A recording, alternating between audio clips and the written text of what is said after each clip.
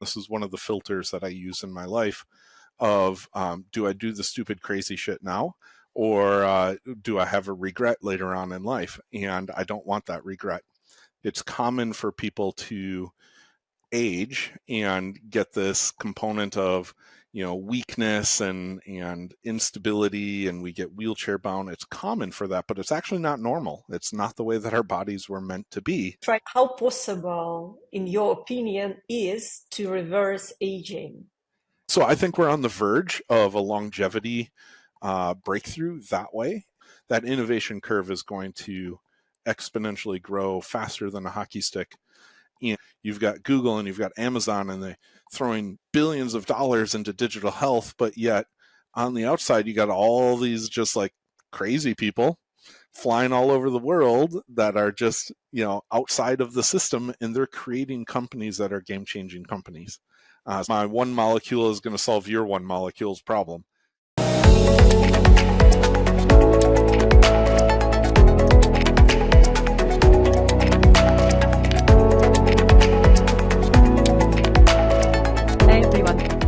That's Renegade Science Podcast and your host, Marie-Émile Fuya. In this podcast, I meet scientists and entrepreneurs that are developing groundbreaking technologies that do not fit in the box of traditional science. I talk to them about their work and fields of expertise and ask all the burning and stupid questions. The most important of which is, how do we build a great future powered by tech? Don't forget to subscribe to our YouTube channel and social media. My guest today is Dr. David Heitmann. He is a veteran of the health industry. He's been obsessed with health and wellness for almost 30 years and has had more than 10,000 patients. David believes that the future of health and well-being lies in the field of relevance and high personalization, and not information overload. His mission is to accelerate the new age of digital health and performance. He is a futurist who already in 2008 started to coach athletes using digital health devices. In 2017, he went 100% virtual, and in 2019, founded an AI ML-based digital health corporation. Hi, Dave. Hello. Thank you for being here. Yes, very excited to reciprocate the podcasting. Yes. So, as an expert in health and wellness, reply to my first very stupid question: why do most people feel younger than they are in reality? Yeah, it's definitely not a stupid question, because it's a deep psychological thing that we have to still solve as human beings. Like, why is it that we think certain ways? And it's a really fun question, and one that is torturous as a provider, is because we have a very false perspective of what our realities actually are. And depending on where you grow up of culture code, if you've ever read the book Culture Code, of, how we think about death, how we think about our mortality, Stoic philosophy, all of these different philosophies that wrap into this. We've been trying to solve this problem for centuries of why is it that on one end we're completely not even aware that death happens to us, and then why do we not realize that we're aging and we feel younger than we actually are? Like, we don't accept the fact that we're transitioning into middle age, and we don't accept the fact that we're transitioning into elder age. So it's I don't have an answer, and I don't think anyone actually has an answer, other than our brains want to think of the good things, and they only pick out the nitpicking of the hyper bad. So in other words, our brains are wired from a primal standpoint to look at the car crash across the street, right? And we watch the news, and we're wired to be attentive to that. But we're not wired to really put perspective on long-term dangers. And so in other words, when we look at things like, heart disease being the number one killer, we just dismiss it. It's a fact of, oh, who cares? That If we were to say an airplane is crashing, we would be checking out that airplane industry because those, 100 people may die. But yet when it comes to mortality around heart attacks and cancers and things like that, hundreds of airplanes are dying every day, and our brains just don't want to pick that up. They don't want to think of that as because it's not an immediate threat. And so therefore, I think our default mode is that we think that we're a lot younger than we actually are, and we have a denial that aging is happening. We have a denial of, our work culture, our purpose. All of these things are driven into it that I think we just started ignoring the fact of maybe our lives didn't go the way that they wanted to originally when we were kids. And therefore, we just put a blanket up and think that we're not aging. Yeah. It's a great question. We could probably do a whole podcast on this. Yeah. So how old are you? How old am I? Yeah, in mind of the. I'm really young. No, it's actually kind of funny. So I turned 45 this year in October, and I am running a 100-mile race for my birthday. So I decided to really change my life around and go from fixing all of my medical issues. And really, this is that turning point. But I did just do the glycan age test, which is a biological age test. And I actually just got that back a couple of days ago. And I am 12 years younger than my chronological age. So statistically, I'm in the elite category of how young my body is chemically signaling.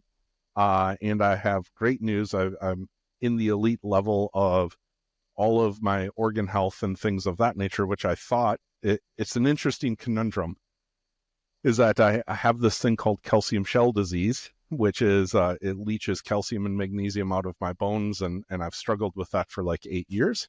But as far as the glycan signaling molecules on my organs, I'm at low risk for cardiovascular risk, diabetes, inflammatory conditions, all these sorts of things. I actually appear younger, a lot younger than I actually am. and 100-mile race yesterday. I went running. It was a run organized by startup community here in Berlin. So it was like 5 kilometers. Yep. Oh, that was tough. I thought I will die. Yeah. So 100 miles seems something very extreme.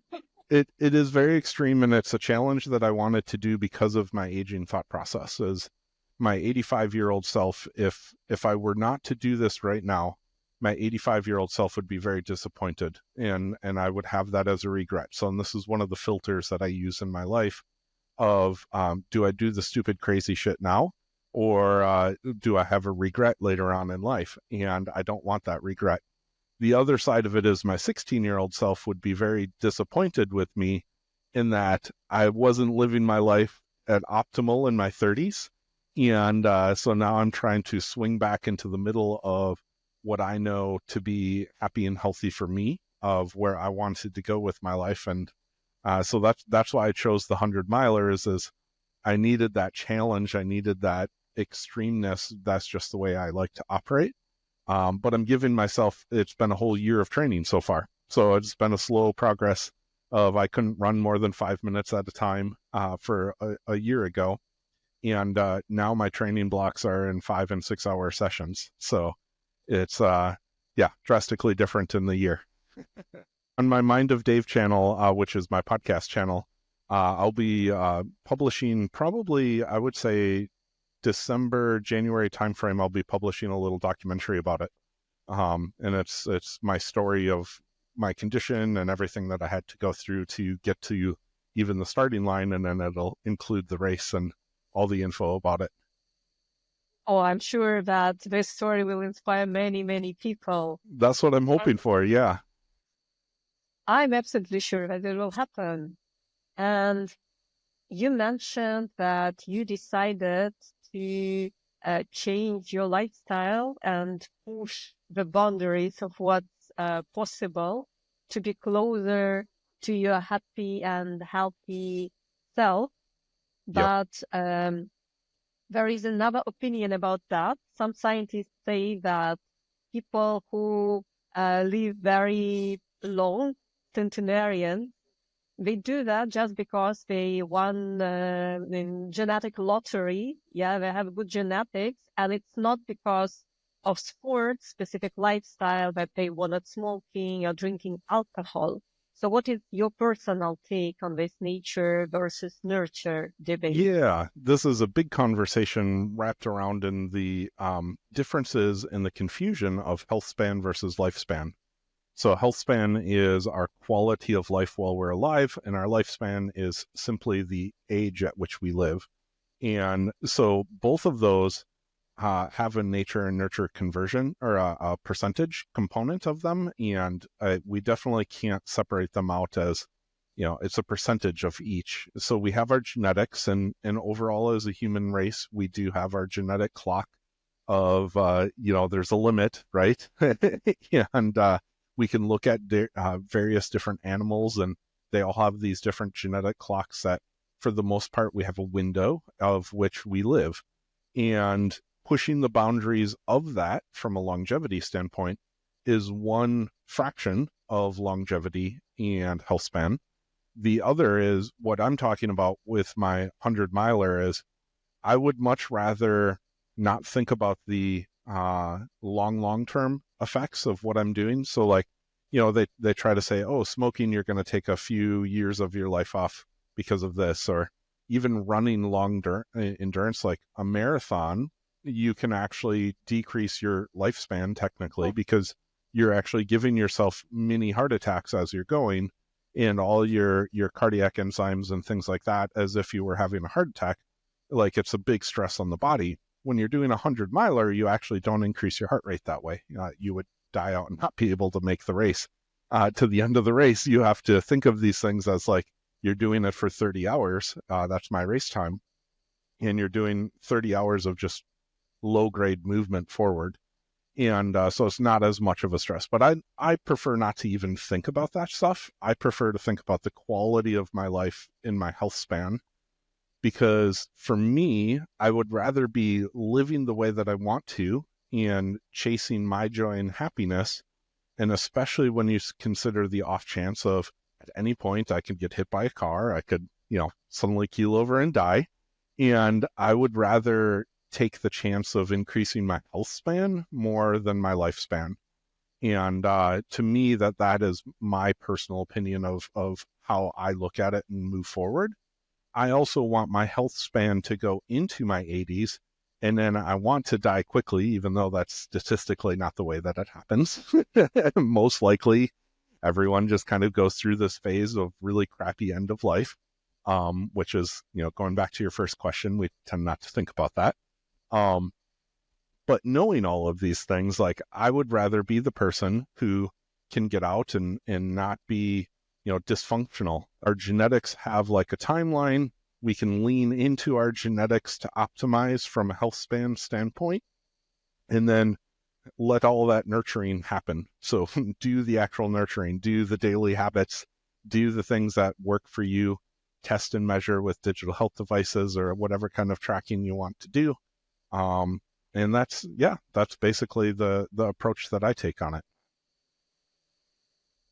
And I quite often see on Instagram inspiring videos by grandmas who started, doing heavy lifting in their 80s. Yep.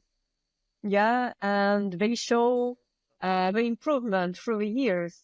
And that's actually quite spectacular what a person can achieve. So it's never too late to start. It's not like I'm 70 and I cannot train at all. So there is still an advantage of doing nurturing even in the last third of life, let's call it like that. Yeah. A concept I really love to talk about is common versus normal, and the confusion between the two. It's common for people to age and get this component of, weakness and instability, and we get wheelchair bound. It's common for that, but it's actually not normal. It's not the way that our bodies were meant to be. Our bodies were meant to be, up until the day we die, very flexible, very movable, very, not brittle. Yes, we get more brittle as we age, but you're still, like, if we were calling normal versus common, in the normal category, we have that brittleness that starts to form, but you should still be able to go swing from the trees. You still should be able to get on the monkey bars. You still should be able to go pick out vegetables from the garden, right? Like that is what normal... From neighbor's garden. Yeah, the neighbor's garden. Yes, exactly. And then run away. Make them do the hard lifting, and you just do the running. Yeah, so that's the difference between common and normal, is that we wrap our brains around common and we think that that's normal, but it's not normal, it's just common.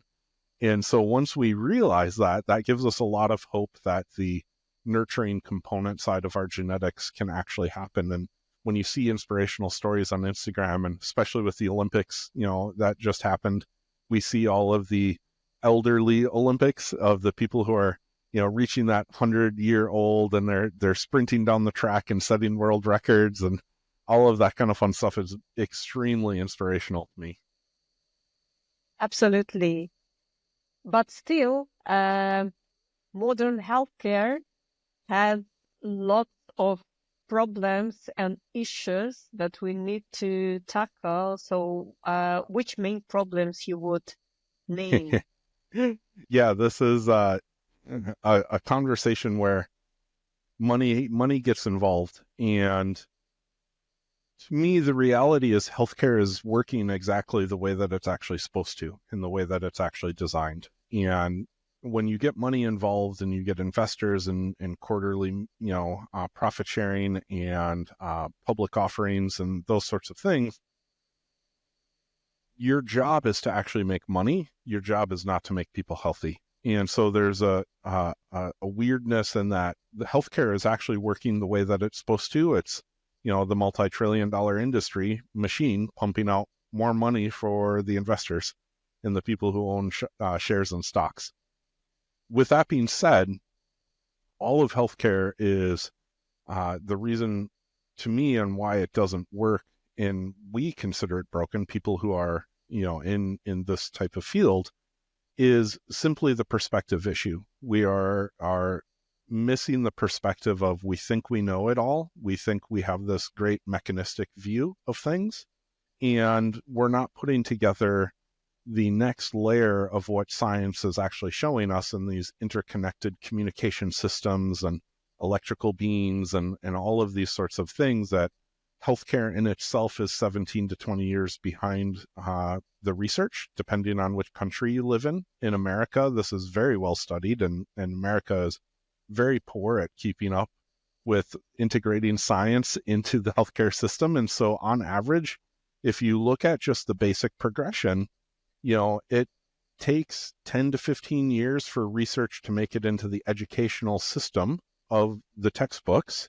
And then you have a doctor who's learning 15-year-old material, and then they have to go do a residency from someone who's already been in the profession for 30 years, 40 years. So they're already 20 years behind on their science.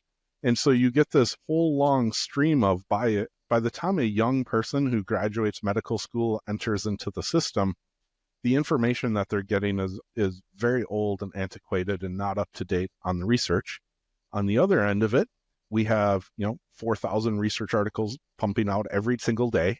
It's physically impossible for the human brain to even keep up with the research that is coming out.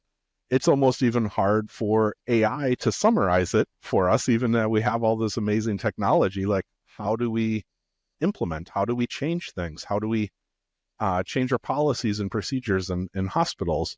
And so it's a very slow moving machine. And that's the perspective change, that a lot of people don't have this awareness. They think that the thing that they're doing is the right thing. And so they stick their flag in the sand of protecting their values that they were trained and they worked hard for. And so you get a cognitive dissonance of the perspective. If this machine was designed to be that slow. Is there any hope for change?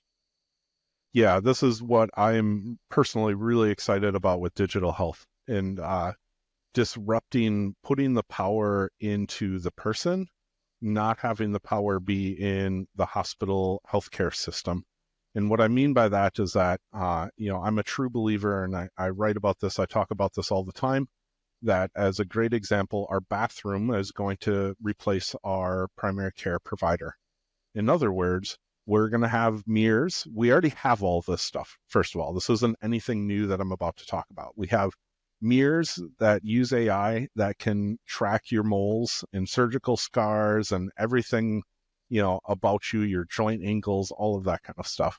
We have toilet sensors that can monitor your urine and your stool. We have epigenetic sensors that you can do a quick little cotton swab when you start to feel sick, and it can monitor the DNA and the RNA of all the different viruses or bacteria that you may have, and that could just be sitting on your counter.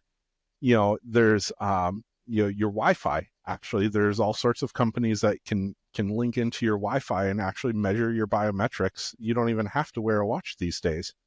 And so we're getting so advanced with these sensors, and we're just about at the point where people like me are creating these central data hubs to make meaning for the individual, where it's going to alert you 7 years in advance if you're going down the pathway of getting diabetes.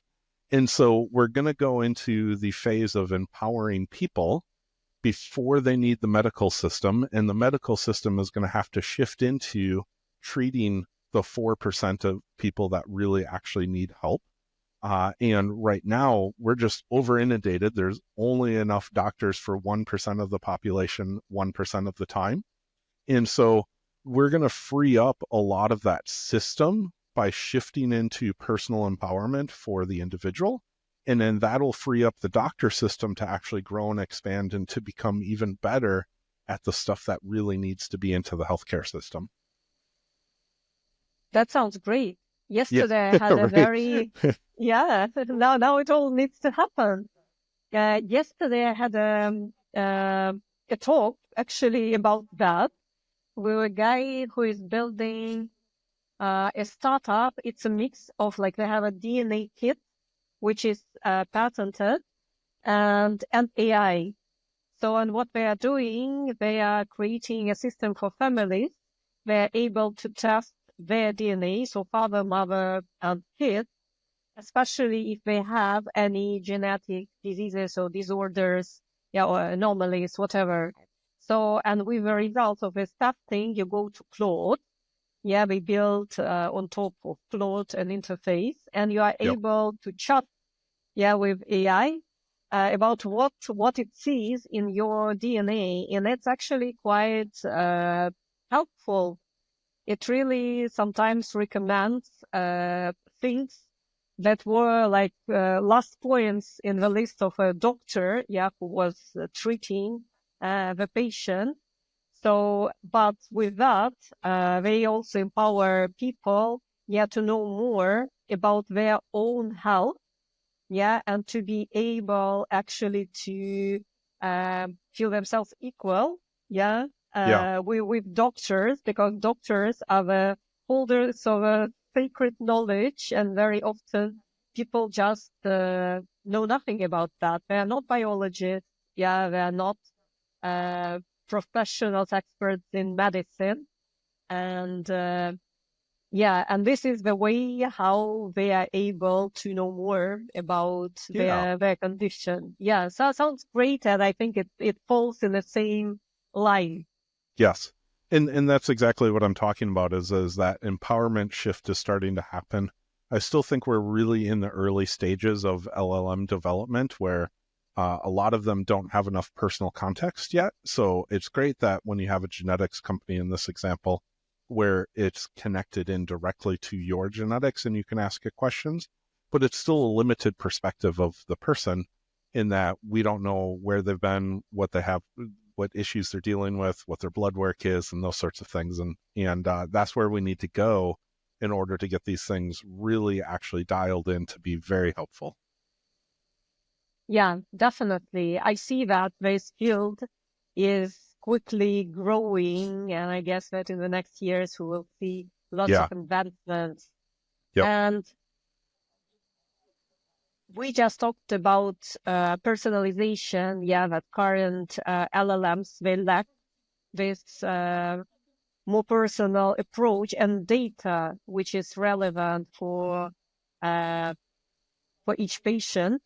Yeah, their own data. So every human is definitely unique, but we still have 2 arms, 2 legs, 1 head, and so on and so forth. So we function, from a perspective of biology, will function more or less similar.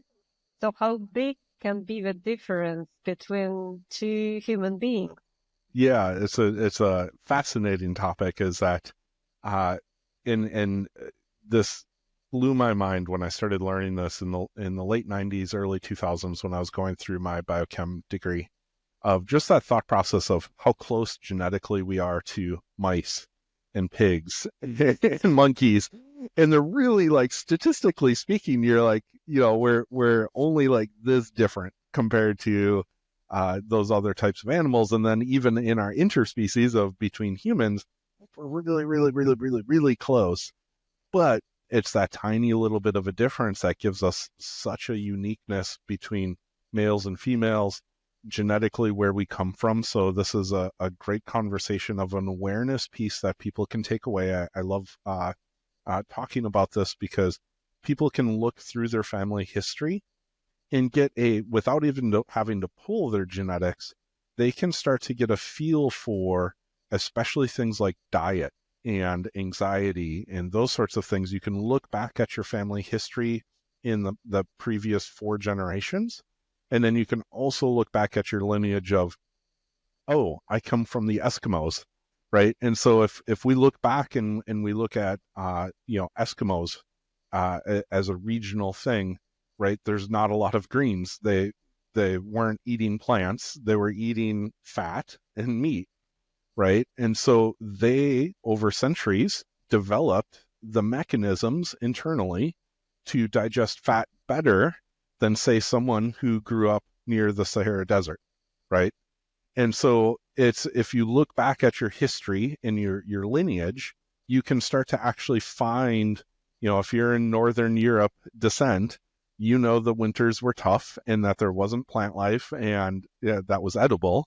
And so you had storage things, right? You had fermented foods and you had cold stored potatoes and all of those sorts of things that genetically you became adapted to through your lineage.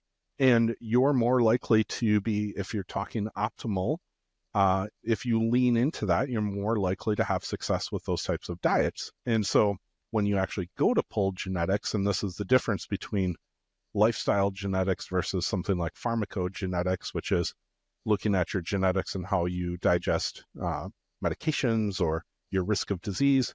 Lifestyle genetics gives us, like, do we have enzymes that break down this certain type of fat versus this certain type of fat? There's people who try to go vegan and vegetarian that actually don't have the enzymes to convert the DHA over into a usable form. And so, like, there's some really highly personalized things that we can do with genetic panels that we can narrow down and actually get really personalized from a genetic component, because there is those micro differences.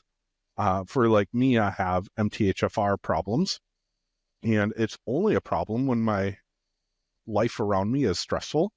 My enzyme capacity only works at 40% versus a normal person of 80 to 100%. And so for me, I know if I have a lot of toxicity around me, if there's a lot of mold, if there's a lot of stress, if there's a lot of other things, my body's detoxing processes start to slow down a lot more. And so I can support that through supplements when I know I'm going through phases of struggling. But on the normal part, I don't have to. And so this is where personalization can really be effective. Oh yeah, that's impressive. Yep. Yeah, that's Yeah. the difference between lifestyle genetics and the pharmacogenetics component. So when you get into the lifestyle genetics, you can get some really cool personalization of mental health things, digestive, diet and detoxing, all your inflammatory pathways all have these micro differences on how well your enzymes work versus other people. And so you can understand situational differences in how to manage those patients. And all of that, is discovered through genetic testing.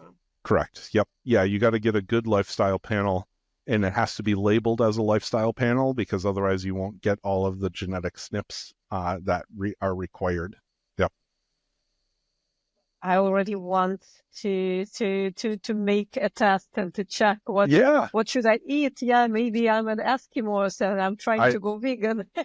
I have 2 different genetic tests that I've contracted through. I have a diet and detox genetic test, and I have a comprehensive longevity panel that goes into much more depth of, even gets into like ketamine and cannabis and how you respond to it, and all of the things from a longevity standpoint. Yeah, it's a lot of fun. Yeah, definitely. I mean, like many people are doing this DNA test to check from where they come from. Yeah, the origin heritage, or race heritage. Yeah. So why not to do something meaningful? Exactly. Yeah. And it's meaningful to a lot of people. That's why Ancestry.com and those places have become so large. But the actionable component of it is not there. There's not much, they're not making that transition into being helpful to people. It's a nice to know situation. Yeah, maybe if you are a Jew and you're trying to immigrate to Israel, it's helpful, but in all the other situations, most likely not that much. Yep, exactly. Yeah. You mentioned that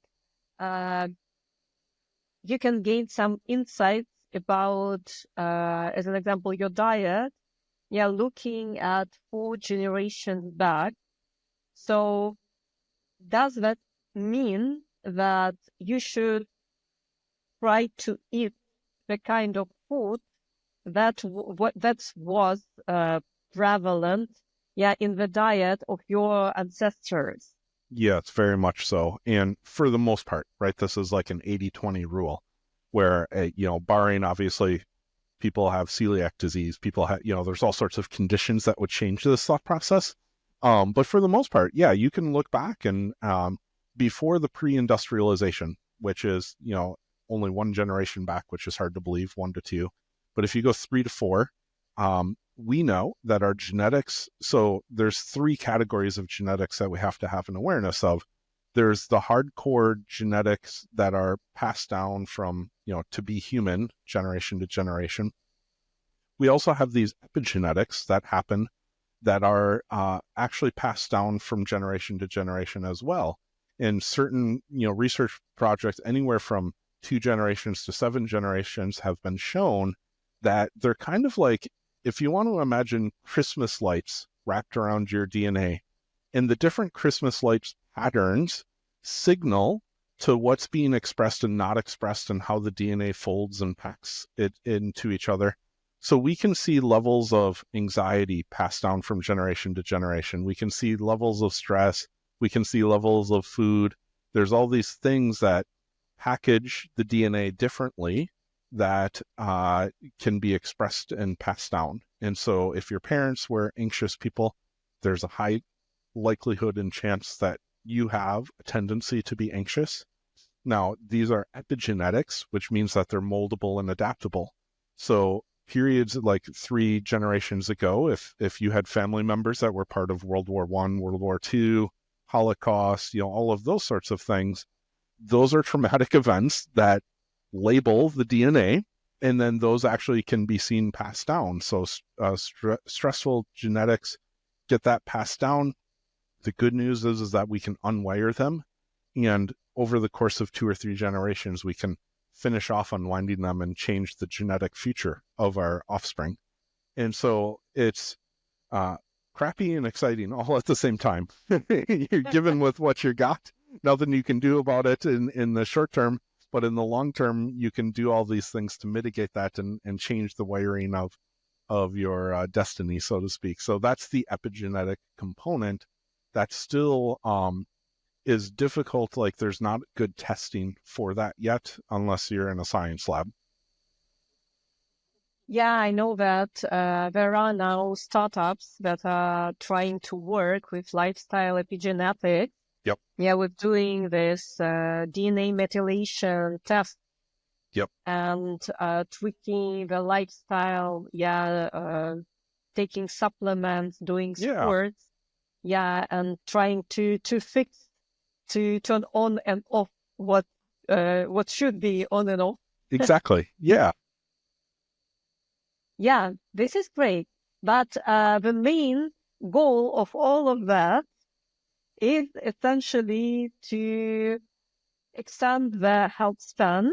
So lifespan also would be nice, but the most important is health span, how long we can be healthy in our life, or maybe even to reverse aging, which sounds as a huge, hairy, audacious goal. So as a health expert, how possible, in your opinion, is to reverse aging? Yeah. So I'm very optimistic. So I let people know that right away that we are on such an extreme innovation curve right now that it's very, very difficult even for someone who's in the profession to keep up with how fast the profession is growing. And so this is what makes me excited about it, is that within 50 years, we're going to have so vastly different experience than we are right now. It's uncomprehendable that the Star Trek and all of the sci-fi movies are predicting the future in a legitimate way, where it's the energetic component, it's the electricity passing through and changing the chemical messaging in our bodies to regrow stem cells and regenerate things. I think we're also almost at that point where we can genetically modify viruses well enough now that as we start to look at things of why does a turtle and a shark last 300 years, we will be able to start to genetically manipulate ourselves into, or even take out of, whatever the genes are in an individual. And then we'll have to figure out, how does that pass along to future generations and things. But I think all that stuff is figure outable. So I think we're on the verge of a longevity breakthrough that way. And then from the component of the actual health span, controlling inflammation, we're also right on the verge of finally starting to understand that, and this is that paradigm shift that needed to happen, that we can't just look so mechanistically at something. We can't just say, oh, you have high cholesterol, take the statin. It's a communication pathway, and the cholesterol is just a messenger molecule in the in-between. It's not the problem itself, right? And so now that we're figuring out all of these different components of health, we're going to be able to mimic good cell messaging, and we're going to be able to stimulate it with like direct current electricity, magnetism, messenger RNA, exosomes, all of these sorts of things that will be able to change the communication pathway and to fix the modern day chronic disease problem. And I think all of that is going to happen in the next 10 years. And it's a big step forward, but I think that this is what AI is actually allowing us to do, because again, our human brain can't comprehend this, but digital health can. And so once we start applying AIs to solve other AI problems, and we get this complex layer of AI solutions solving each other problems, that innovation curve is going to exponentially grow faster than a hockey stick.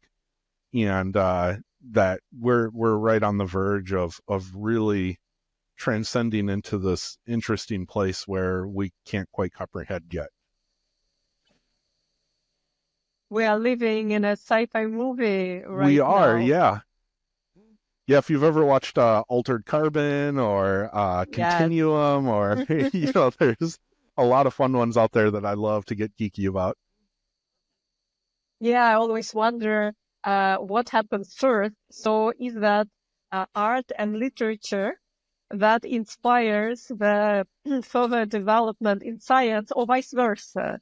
Yep, it's the age-old question of like how many scientific innovations have come out of Hollywood, right?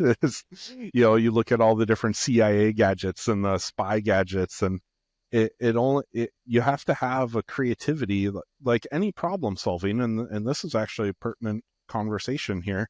Any problem solving has to come from a creative space.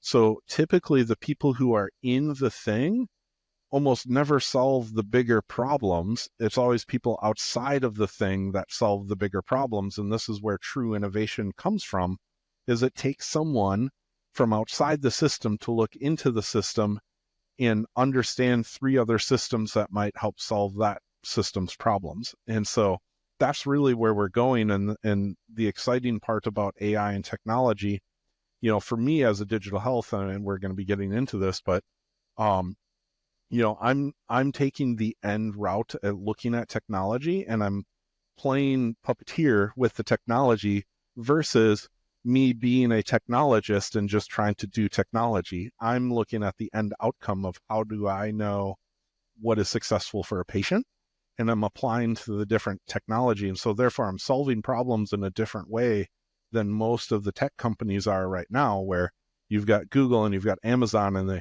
throwing billions of dollars into digital health, but yet on the outside you got all these just like crazy people flying all over the world that are just outside of the system, and they're creating companies that are game-changing companies. So they're doing better than the Googles and the Amazons in health because of that reason. Well, because they're nimble and they're fast. Yep. And they're startups essentially. Yep. Yeah, and they're going after the real world problems that, Google and Amazon don't quite grasp because you've got too many people inundated into a system. Absolutely. And I've heard an opinion that we all need to survive another 20 years in a healthy enough condition to witness this real revolution in healthcare. Yep. Yeah, I'm a strong believer in that. I used to tell my patients that all the time. Even when it comes to like a simple knee surgery of meniscus surgery, right? I advise people, like, if you think you can, hold off on it, because in the next few years, you're just going to be able to inject it with your own stem cells and regrow the darn thing. But if it's cut out of there, you might not be able to do that. Like,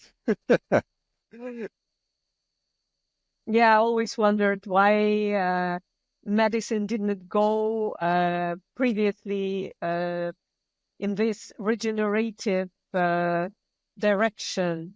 I don't know, maybe we didn't have technologies for that. We didn't have the technologies, we didn't have the knowledge, and it goes back to that paradigm shift, right? Like these people get in and they're protective. Everyone's protective of their system and their thing. And so once you're there, you just want to entrench in. And that's where money and politics start to come and destroy all the things that are good. Is they don't adapt to the new thought process. So in the early 2000s, when we were just starting to understand that communication was a bigger deal than the actual mechanistic approach, it was already so entrenched into the mechanistic approach of cholesterol, statin, type 1 diabetic, insulin, right? Like that mechanistic of my one molecule is going to solve your one molecule's problem. And they couldn't get out of it. They were just so entrenched into that thought process that they tried to mechanistically bring it down to that one problem, one solution. And they were ignoring all of what the research was showing, that no, we're a complex communication system. That, if our thyroid is off, we can't just replace thyroid and expect the whole body to work properly. Definitely. And I like that currently we see that industry is moving more in the direction of holistic view on the human health, which is very natural, although still not common. Right. Yep. There's still an interesting fear of it, of people losing their jobs, people losing their stake in the ground. we cannot blame people on that. Right. Yep. As an individual, and this is why innovation is slow to change. It's a collective of individuals, and every individual is always wired to watch out for themselves. But they can't be a blame to the whole system. And so we've got that conversation of how do you move a system forward and get them to understand that the system needs to change and that it's not a personal attack on them. You know, when I say statins and those sorts of things are old school ways of doing things, people get offended. People have gotten very offended when I said, you know, bathrooms are going to replace primary care. It's so entrenched in so many people that they get mad at me, like, how could primary care ever go away? I was like, what? They're not going away. They're just shifting to something else. People who are interested in helping other human beings will always help other human beings. Like, that's why you go to be a doctor, is you want to help other individuals, not because you want to be labeled as a primary care. You're just going to shift into something different of maybe coaching them around lifestyle and doing a bunch of other cool shit. Like, don't worry. You'll shift. You're not going to just like be sitting out on the street. Don't worry about it. It's not an attack.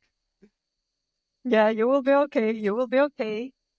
But I think that you personally never had a problem with pushing the boundary. Why did you decide to focus on aging?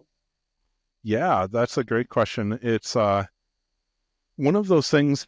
Maybe this loops back to question number one, is that I'm getting older and I'm realizing that I'm not immortal. Yeah, it's I was heavily into sports medicine. So ever since I was a little kid, since I was in fourth grade, I knew that I would be some sort of doctor of some sort of aspect that way. I also thought that I was going to be a professional athlete. I almost made it there. But sports and human performance have been my life, like literally my life, day in and day out, 24/7. And I got to that point where after having 10,000 patients, I hit all of my career goals in my sports medicine clinic. I was a doctor to a lot of different sports teams, the pros, the Olympics, all the way down through youth. And I was dictating policy. I was dictating healthcare policy. I was the first chiropractor in the state of Wisconsin to be a federally qualified hospital. So I was helping the homeless. I was helping all of the low-income people, and I was directing policies around that. And so I hit all of these amazing goals in the area that I thought that I would be in the rest of my life. And what ended up happening was I started seeing the bigger picture. And once you start to see the bigger picture, you can't unsee the bigger picture. And so it became very frustrating to me of the daily interactions in a sports medicine clinic. I no longer wanted to be part of the system that I thought that the system was failing patients. And so for me, that was where, 2017, between that thought process and my health was massively going away and we couldn't figure it out at that time. We decided to close down the sports medicine clinic. And I decided to take a break from all of it and really figure out what I wanted to do. And that's where it entered into the aging came secondary to wanting to help people holistically. And what I realized is that we have to think of these things as energy buckets. We have to think of the long-term things around people's goals and perspectives.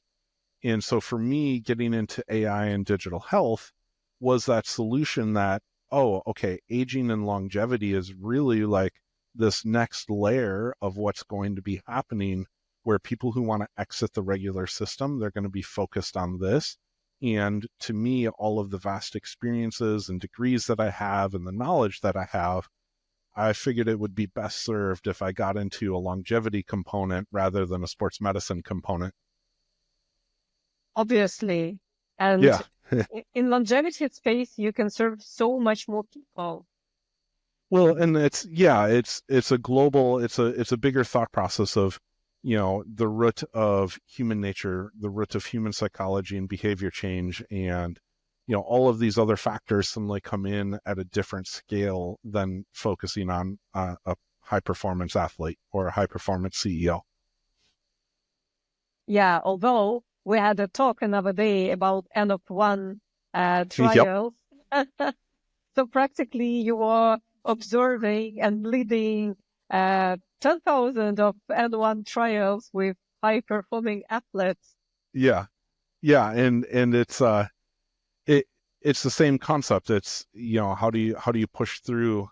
And we all have roadblocks. We all have issues that we have to overcome. It doesn't matter if you're a billionaire or a poor person. Like, there's a roadblock in front of you, and how do we overcome that? And so for me, this is where technology and why I decided to shift towards longevity and technology is that if we can bring in perspective to that, then we can learn how to help an individual.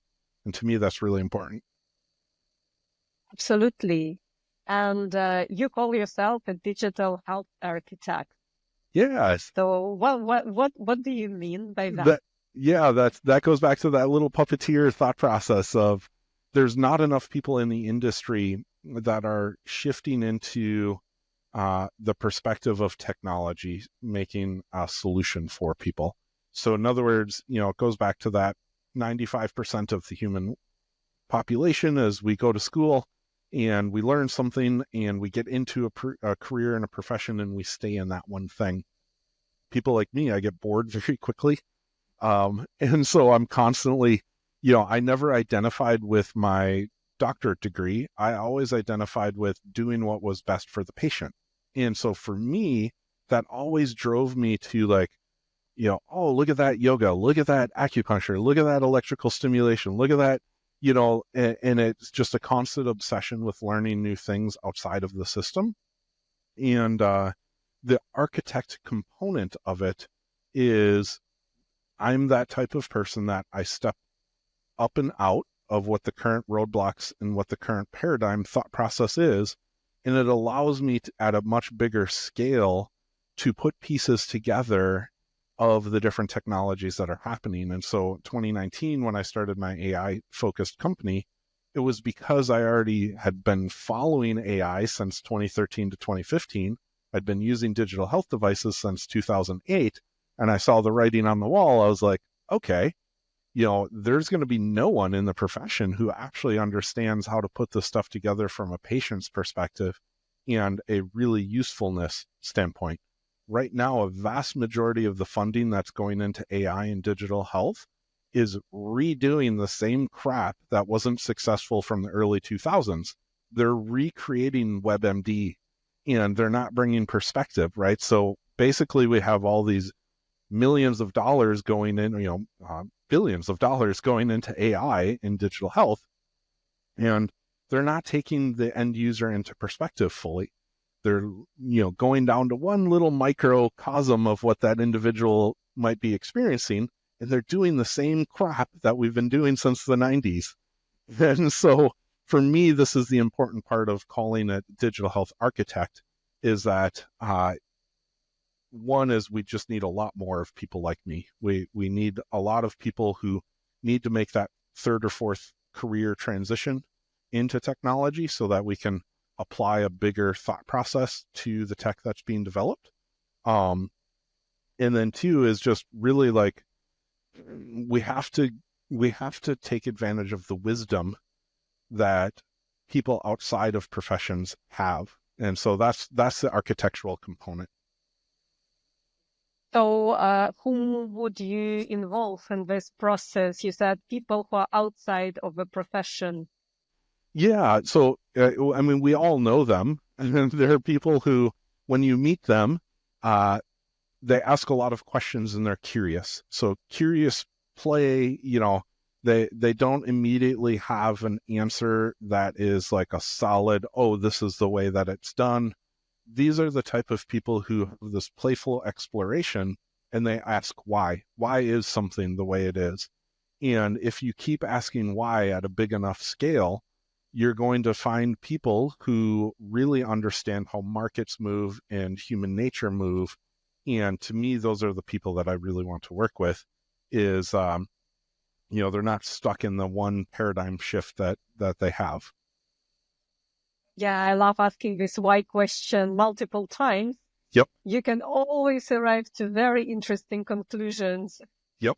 And that's even one of the things that I'm working on one of the AI LLMs that I'm creating, is one of the intake AIs is going to ask that perspective. It's going to follow the why construct of, if you imagine yourself getting onto a digital health app where all of your stuff is connected in, and you've got this AI agent that gets to know you and understands you. It keeps asking you the why question. And then that connects into the other AIs that are analyzing your blood work, that are analyzing your digital health devices. And then finally, we have something that has perspective on you. I already imagine I stand in the middle of the night. I open the fridge, I eat the second piece of cake, and then my LLM plugs in and asks, Maria, why are you doing that? Yeah, it's important to ask why. It is very important because, we all suffer from so many different things. You could be grabbing that second piece of cake just because you feel hungry, but you don't know why that hunger is there. So the AI will ask you, well, why are you hungry? And so it allows you to open up those channels of self-discovery. Self-discovery, like the process of human nature and improvement and behavior change, comes from an awareness, an insight, a meaning making, and then how do we move forward? And you have to have those steps in order to actually make a change.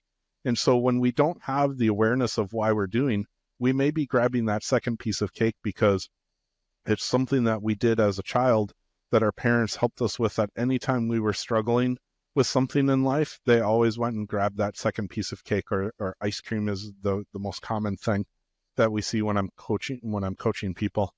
And so it's important to ask why. It's like some people have such drastically different reasons. And if you help them discover for themselves why they're doing it, it's the only way that they can make the change. You can't just go tell them not to eat the piece of cake. Everyone knows McDonald's is bad for you, but yet it's still one of the largest fast food chains.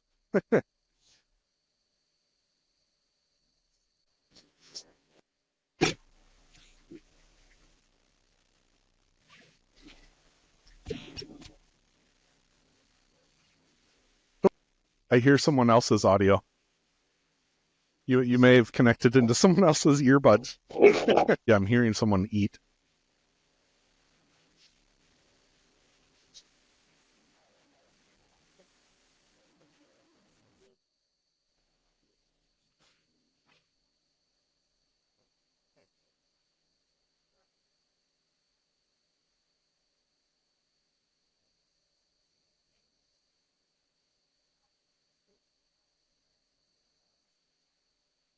Yeah, sorry for that. We have two pairs of AirPods, and we were witnessing how my husband Marcel was enjoying plum. That's so hilarious. Oh, yes. I love it. Yes, technology can be really funny. Yes, exactly. Oh my gosh. Yeah, my kids take over my Spotify every once in a while, and it's like, like randomly switches music in your earbuds, and always a surprise, huh? Yep. At least the life is not boring. That's so right. let's go back. Yeah. So we discussed already the AIs that you are building. So I have an impression that you are actually building multiple things. So I'm aware about your platform that helps people to improve their health. Tell me more about that. Yeah. So like I said, to me, the end result is the most important. Is how do we have context? How do we have perspective around the person on who they are? What is their, disc profile, their archetype? What drives them? What motivates them? And then what goals are they wanting to go after? And then where are they currently? So this is your epigenetics. This is your blood work. This is all your fitness tracker stuff. And so the end goal is, how can we grab as much of this data as possible, bring perspective to that data with your personality and context, and then how can we understand how to move you forward? That is the end goal of the whole game. When people start to figure this out, this is going to be one of the big game changers, because the technology is always going to change. We can't be set on just one digital health devices saving us. We have to think of this as all of the different sensors. And like we talked about, in the next 5 years, there's going to be hundreds of different sensors around you at any given moment. And so how can we connect in, and how can we utilize that data at any given time to help you move forward with your health?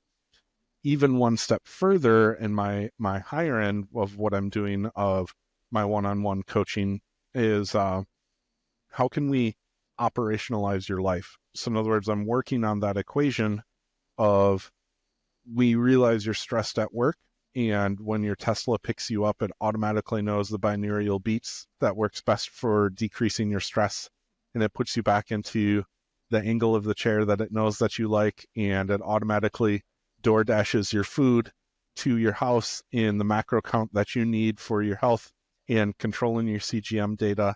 And it's already, dinner is already made for you so that you don't have to think about it, right? So that is operationalizing so that people don't have to think about their health.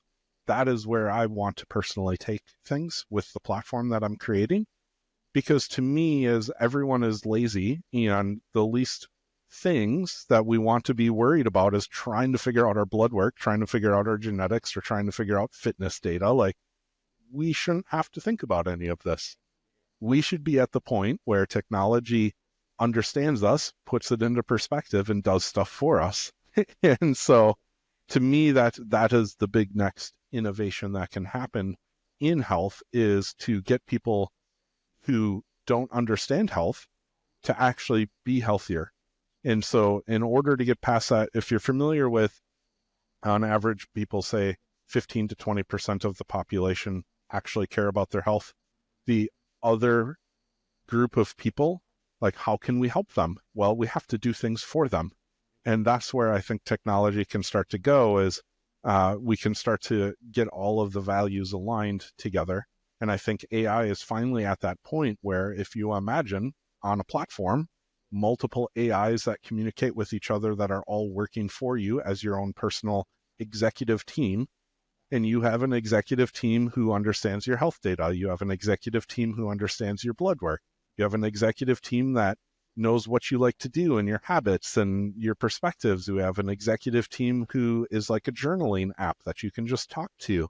And so when you put all of those together, then you have a final AI that knows how to motivate you and get you to do the habit changes that you want to do. And so that AI will communicate with you in a smart, intelligent digital nudging system. And that is where I think everything needs to start going. So that's what I'm working on creating, which is really, it was in 2019 incomprehensible, and investors would laugh at me and things of that nature. And now suddenly it's possible. And so here we are, and we're in this beautiful state where the writing is on the wall that these are going to be created, they're going to be useful, they're going to be helpful, and they're going to make a big impact. So that's what I've been working on from my platform standpoint. Wow. That's so cool. Frictionless way for people to fix their health. That's great. People are definitely lazy creatures. Yeah, and that's very honest. Yes. To admit that, and that's probably okay. We try. Well, after having 10,000 patients, even the highly motivated, like, professional athletes, you realize that at their core, they're lazy towards certain things. They only want to be doing the one or two things that they really want to be doing. No one wants to, like, spend extra time in the gym. That's not, only for a small percentage of people that's actually passionate and fun for them. Other people want to be doing other stuff. And so if we're really honest with ourselves, like, we just have to get to that level where we're doing things for them, helping them with the awareness piece, helping them with the insight piece, and helping them move forward. So can we really nudge ourselves with AI into living a healthier life? Absolutely. How can we do that? I mean, like, if I only want to lie on a sofa and eat ice cream, how AI would convince me to go running? That's the beauty of it. Well, and the statement would be that, why would you need to run? There's so many habits in between that too many people take the extreme of what they think that health actually is. And for me, like, I've gotten people to lose tons of weight by eating pizza and ice cream. And you have to think of the stepwise, it's pushing a boulder up a hill.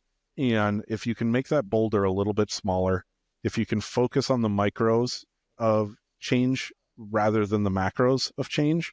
So if someone normally eats a whole pizza, if you can get them to eat a half a pizza and drink an additional cup of water with it, like, you're going in the right direction. And that's how I've gotten people to change their lives, is you meet them where they're at, you figure out where they're at and what drives them, and you make one or two small little changes, and then that snowball over the course of a year gets bigger and bigger. Now, the other side of this conversation, that's lifestyle habit change. The other side of this conversation is that we know now that we can start to look 7 years in advance and start to see you're going down the path of diabetes, and we're going to be figuring out supplements and medications and communication tools and electricity tools that will just do it for someone, right? So like, it'll start to remodel the communication pathways of your pancreas. It'll start to remodel the communication pathways of your hormones. And we will be able to preventively, and this is where the pharmaceutical companies will get really happy at me when I say this, is like, we'll be able to create some solutions that'll be marketable, that'll be a big business component of it and a money-driven component of it, that will be hand in hand with the small habit changes. And those two, in effect, will create massive change. Well, yeah, we are on the verge of great discoveries. Yep. Tell me, I've read on your website that people use your platform to fix different things in their lives, and quite unexpected ones. One of those was fixing bad sleep. Oh, yep. So yeah, what else people can do with your Yeah. AI? So, excuse me. A great, really specific use case is this individual entrepreneur, high anxiety, mood swings, and when you look at the data, you could see missing out on REM sleep and missing out on deep sleep, and also just waking up way too early, like not getting through full sleep cycles.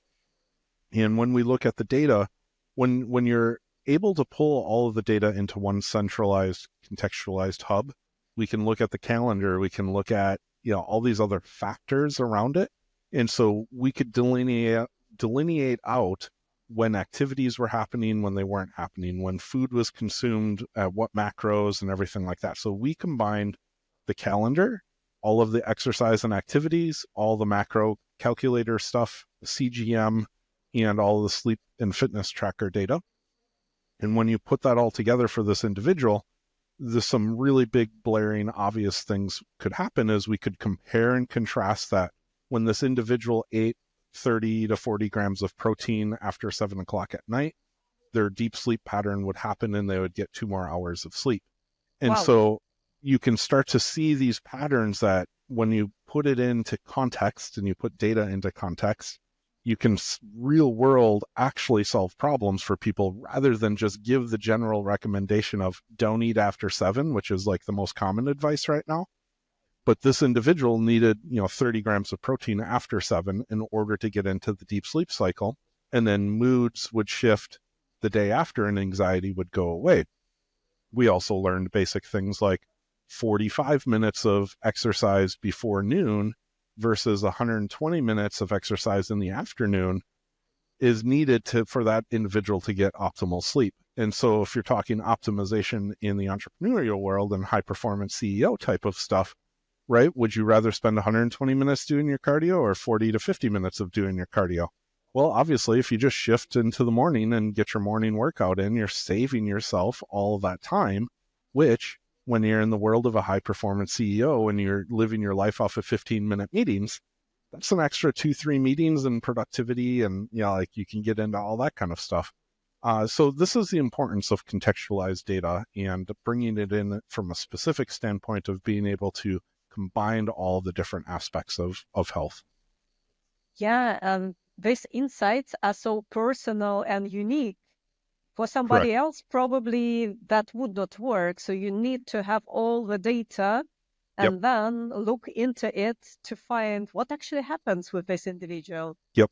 In the future, if I had it my way, we would stop doing individual research projects. And what I mean by that is like, the science-based current model, grab 100 people or 1,000 people and project out that, the sample size is going to be fitting of the whole population.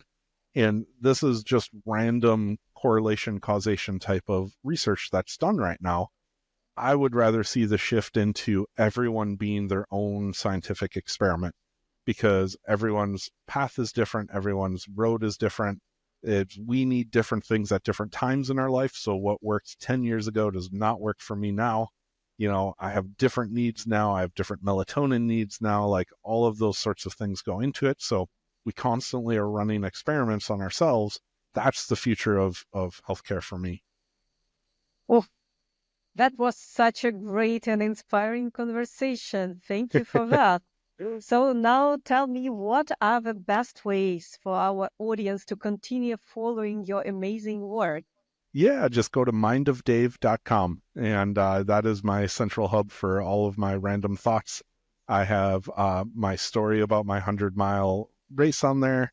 I have a Catalyst journal, which is a journaling system. I've got my genetic tests, and more information just gets shoved on there. That's like my central repository. So mindofdave.com. Amazing. Thank you so much for being here today. And we can wrap it up. Yeah, thank you very much. This was so much fun. Thank you.